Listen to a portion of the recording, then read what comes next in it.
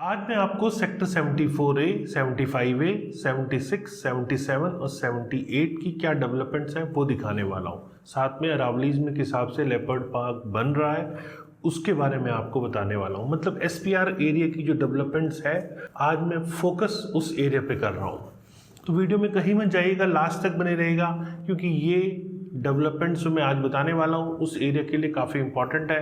और जो major changes हैं, जैसे मैंने बताया लेपर्ड पार्क बन रहा है तो इससे उस एरिया में काफ़ी कुछ चेंजेस आने वाले हैं। तो क्या वो चेंजेस हैं, तो चलिए इस वीडियो में समझने की कोशिश करते हैं। नमस्कार, मैं हूं प्रदीप मिश्रा। तो प्रॉपर्टी मिश्रा शो में आपका स्वागत है। यहां हम आपको प्रॉपर्टी और प्रॉपर्टी मार्केट की हकीकत बताते हैं। नो बकवास, डायरेक्ट काम की बात। चलिए शुरू करते हैं। तो आज बारी है लेपर्ड पार्क अरावलीज के अंदर बन रहा है। जी हाँ, अरावलीज के अंदर अथॉरिटीज अब एक नया एरिया डेवलप करने जा रही है, फॉरेस्ट एरिया, जहां पर लेपर्ड पार्क बनाया जाएगा। तो इससे पहले कि मैं डिटेल में वो सारी इंफॉर्मेशन आपको दूं, वहां पहुंचने से पहले एक बार हम ग्राउंड रियलिटी को पहले समझते हैं कि आखिर ग्राउंड में चल क्या रहा है। तो चलिए पहले वो शुरू करते हैं। लेपर्ड पार्क अथॉरिटीज बना तो रही है, लेकिन आखिर इसकी जरूरत क्या है। देखिए, प्राइमरी गोल जो था वो GMD का कि एक तरह से एनवायरनमेंट ऐसा क्रिएट करना जिससे कि लिपर्ड्स को भी यहाँ रहने के लिए अच्छी जगह मिल पाए, अरावली के अंदर एक प्रॉपर इकोसिस्टम बन पाए। जैसा आप सब ने देखा है, अरावली के अंदर एंक्रोचमेंट काफ़ी हो रही थी, तो यहाँ अथॉरिटीज़ ने कम से कम ये अच्छा वर्क किया है कि यहाँ पर ग्रीनरी मेंटेन रहे। तो उसके लिए ऐसी एक नई डेवलपमेंट कर रही है, लेपर्ड पार्क बनाकर कम से कम हमारा जो अरावली है उसको तो ज़रूर बचाया जा रहा है। एक इकोसिस्टम तैयार हो रहा है जिससे कंक्रीट ना जंगल बनकर एक्चुअल जंगल बन पाए, लोग वहाँ जा सकें, खुली हवा में सांस ले सकें। आपने देखा पॉल्यूशन पिछले कुछ दिनों में किस कदर बढ़ चुका था। तो आज इन सब चीज़ों की बहुत ज़रूरत है जिसे हम इग्नोर कर रहे हैं, कंक्रीट जंगल बनाते जा रहे हैं और पॉल्यूशन वाली इंडस्ट्रीज़ को भी काफ़ी बढ़ावा दे रहे हैं। तो यहाँ GMD का ये इनिशिएटिव कि लेपर्ड पार्क बनाया जाए, ये अपने आप में बहुत अच्छी डेवलपमेंट है। तो क्या क्या की फीचर्स हैं ये भी आपके लिए समझने की ज़रूरत है। ये 15 किलोमीटर का जंगल ट्रेल है। जी हाँ, ये छोटा मोटा नहीं है, ये 15 किलोमीटर का है और इसका जो एक्सपीरियंस होगा वो अरावली के अंदर एक बहुत यूनिक होने वाला है। और अथॉरिटीज़ का जो प्लान है वो है कि एक्टिव इंगेजमेंट हो लोकल रेजिडेंट्स की और यहाँ इको टूरिज्म भी जनरेट हो, तो जिससे कि आसपास के एरिया में जब ऐसी डेवलपमेंट होती है, टूरिज्म आता है, तो वहाँ के लोगों को एक रोजगार के साधन भी मिलते हैं। तो वो भी यहाँ अथॉरिटीज़ का इनिशिएटिव है कि इस तरह की डेवलपमेंट से लोगों को यहाँ जॉब अपॉर्चुनिटीज़ भी मिले, कम्युनिटी डेवलपमेंट हो, उनकी इन्वॉल्वमेंट हो और वाइल्ड लाइफ कंजर्वेशन भी हो पाए। अरावली हमारे हिंदुस्तान में बहुत ज़्यादा इनक्रोच होता जा रहा है, उसे भी कहीं हद तक बचाया जा सके। अभी आपको 36A दिख रहा है जो भी आप स्क्रीन पे देख रहे हैं।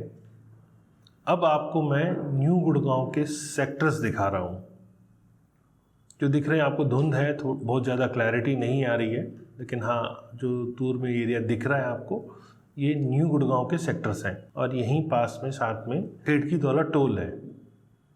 चलिए टोल से वापस आते हैं। अब जो ये देख रहे हैं आप, ये क्लोवर लीफ है जो कि NH 48 पर है।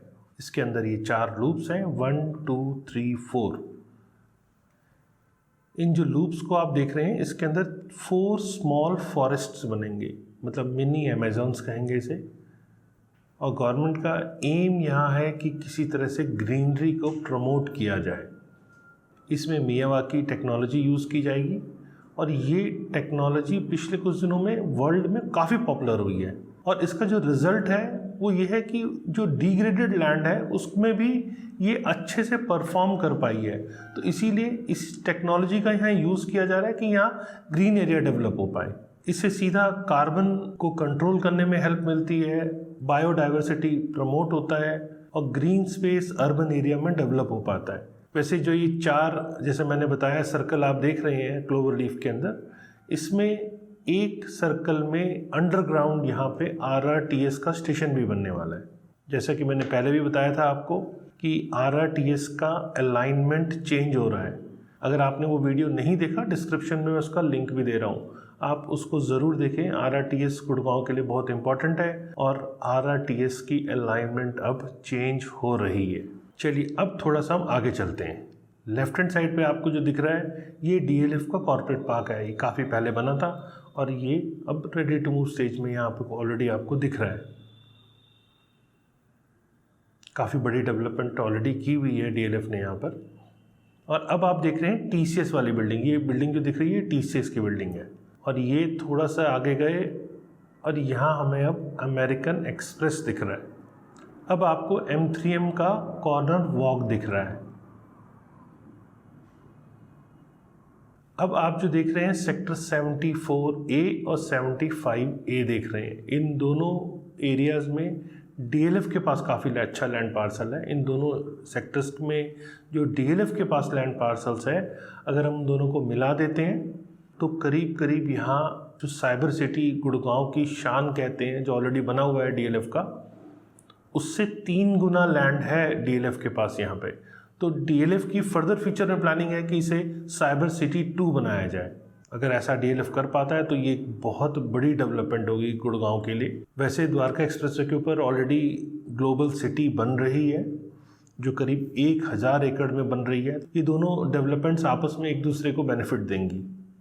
तो ये बड़ी डेवलपमेंट गुड़गांव के लिए साइबर सिटी 2 टाइप का जो डेवलपमेंट है DLF का, ये एक बड़ी डेवलपमेंट हो सकती है क्योंकि दोनों मिला के यहाँ लैंड काफ़ी है DLF के पास। और ये जो हिस्सा आप देख रहे हैं ये EBD 75A है। ये MR का लैंड पार्सल है। MR ने यहाँ SCO प्लॉट्स बना के बेचे हैं। वैसे यहाँ पर अब जो ये नीचे देख रहे हैं अब ये सुजुकी का बहुत बड़ा प्लांट है। और इसके यहाँ पे जो अब ये लैंड देख रहे हैं ये सब लैंड भी DLF के पास है। और ये एक पार्सल है, ये यहाँ वाइट लैंड का एक प्रोजेक्ट है वो बनना है, तो ये वाइट लैंड के पास पार्सल है। और फिर अब ये DLF के पास जो आप लैंड देख रहे हैं ये फिर से DLF के पास है। और ये जो लैंड पार्सल आप देख रहे हैं ये ABW का स्टक प्रोजेक्ट है। ऑलरेडी अभी NCLT में है और कहीं ना कहीं कोई ना कोई इसे टेक ओवर करेगा। मैं तो कहूँ अच्छा ब्रांड अगर कोई टेक ओवर करता है तो कम से कम जो होम बायर्स हैं उनको घर मिलने की उम्मीद जग जाती है या एक्चुअल उसका कंपनसेशन मिल पाता है। और अब जो ये बैरिकेटिंग आप देख रहे हैं ये भी DLF की लैंड है।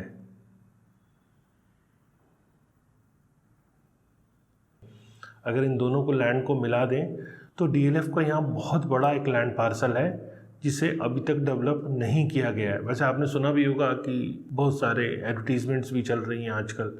सेक्टर 77 में DLF का नया प्रोजेक्ट आ रहा है, 100 एकड़ का आ रहा है। वो सब यही एरिया जो आप देख रहे हैं, इसी एरिया में फर्दर DLF की फ्यूचर प्लानिंग है। यहाँ DLF बड़ा एरिया डेवलप करने का प्लान कर चुका है। बहुत जल्दी जैसे जैसे अप्रूवल्स आती रहेंगी वैसे वैसे DLF के प्रोजेक्ट्स आपको यहाँ पे फ्यूचर में मिलेंगे भी। और सबसे बड़ी बात कि जो लेपर्ड ट्रेल यहाँ बन रहा है इससे इस एरिया को काफ़ी फ़ायदा होने वाला है। अब यहाँ से थोड़ा सा हम आगे चलते हैं। यहाँ जो पीछे आपको माउंटेन्स दिख रहे हैं बहुत सारे, ये लेपर्ड ट्रेल है। यही अब अथॉरिटी नया डेवलप करने के प्लान कर रही है। ये इसका रूट आप देख रहे हैं और ये इसके ऊपर चोटी पर एक मंदिर भी बना हुआ है। और इस माउंटेन के ठीक पीछे, इस चट्टान के ठीक पीछे यहाँ हॉर्स राइडिंग का ट्रैक भी बना हुआ है। मतलब यहाँ हॉर्स राइडिंग भी काफ़ी होती है। ग्रीन एरिया कम से कम इस एरिया में फ्यूचर में आपको दिख पाएगा। जो यहाँ अब तक थोड़ा सा हिसाब से कंक्रीट जंगल बनता जा रहा है तो उस हिसाब से ग्रीन एरिया काफ़ी कम होता जा रहा था। तो अब ये लेपर्ड ट्रेल जो बन रहा है इससे इस एरिया में कम से कम ये है कि ग्रीन एरिया मेंटेन ज़रूर रहेगा। तो चलिए अब समझते हैं कि गवर्नमेंट का यहाँ सेकेंडरी ऑब्जेक्टिव क्या है। गवर्नमेंट का सेकेंडरी ऑब्जेक्टिव है कि कंजर्वेशन को प्रायोरिटाइज किया जाए और इंश्योर किया जाए कि सस्टेनेबल और हार्मोनियस बैलेंस कैसे बन पाए। क्योंकि यहाँ ऑलरेडी गवर्नमेंट पहले लेसन्स काफ़ी सारे ले चुकी है। जो राजगीर लायन सफारी है वहाँ गवर्नमेंट को बहुत सारे लेसन्स मिले हैं।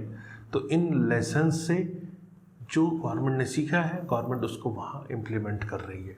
तो ये एक अच्छी चीज़ है। ओवरऑल अब तक आपने ये सारी डेवलपमेंट देखी, समझी। मुझे उम्मीद है ये वीडियो आपको पसंद आया होगा। इस एरिया के डेवलपमेंट्स के बारे में मैंने आपको बताने की कोशिश की और गवर्नमेंट का जो इनिशिएटिव लेपर्ड पार्क बन रहा है इसको भी बताने की मैंने कोशिश की। तो अगर वीडियो पसंद आए तो लाइक कीजिए, कमेंट कीजिए और ज़्यादा से ज़्यादा लोगों को शेयर कीजिए कि लोगों को इस एरिया की डेवलपमेंट के बारे में पता लगे। और फ्यूचर में और रेगुलर ऐसे इन्फॉर्मेटिव वीडियोज़ देखने के लिए मुझे सब्सक्राइब करें। नमस्कार एंड जय हिंद।